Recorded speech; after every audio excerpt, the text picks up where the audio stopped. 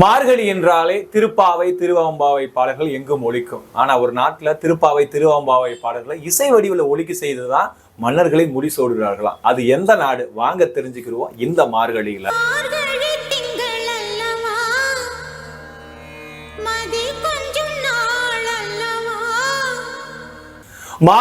மார்கழி என்றால் மாறி கழிந்து வரக்கூடியது, அதாவது மழை கழிந்து வரக்கூடிய மாதம் தான் மார்கழி மாதம். இந்த மார்கழி மாதம் பார்த்தீங்கன்னாக்க முன்பனி காலம்.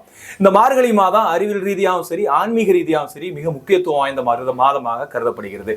சிறப்பாக பார்த்தீங்கன்னாக்க அறிவியல் ரீதியா வளிமண்டலத்தில் இருக்கிற ஓசோன் வாயு பூமிக்கு மிக அருகில் வரக்கூடிய மாதமா இருக்குது. இதனாலதான் மார்கழியில் அதிகாலையில எழுந்து சுவாசிக்கிறதுனால உடலுக்கு நல்லதுன்னு சொல்றாங்க. ஆன்மீக ரீதியா பார்த்தோமாக்கும் திருப்பாவை திருவம்பாவை பாடல்கள் நாடு ஒலித்து கொண்டே இருக்கிறது. திருப்பாவை பாடல்களை பார்த்தோமாக்கு ஆழ்வார்கள் 12 ஒருவரான ஒரே பெண் ஆழ்வாரான ஆண்டாள் பாடியது திருப்பாவை. இதுல 30 பாடல்கள் இருக்கு.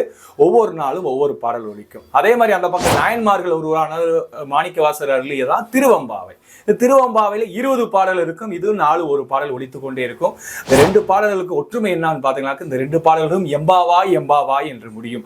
ஆனா இந்த பாடல்களை வெளிநாட்டுல, அதாவது தாய்லாந்து நாட்டுல திரிபாவ திரியம்பாவ என்ற பேர்ல ஒரு மிகப்பெரிய விழாவா எடுத்து இந்த திருப்பாவையும் திருவம்பாவையும் கொண்டாடிட்டு இருக்காங்க. மேலும் தாய்லாந்து நாட்டுல தாங்க மன்னர்கள் முடிசூடும் போது இந்த பாடல்களை இசை வடிவில் ஒலிக்க செய்து பரவி இருக்கிறாங்களாம். அப்படிப்பட்ட சிறப்பு நம் தமிழ் இலக்கியங்களான திருப்பாவைக்கும் திருவெம்பாவைக்கும் இருக்கு.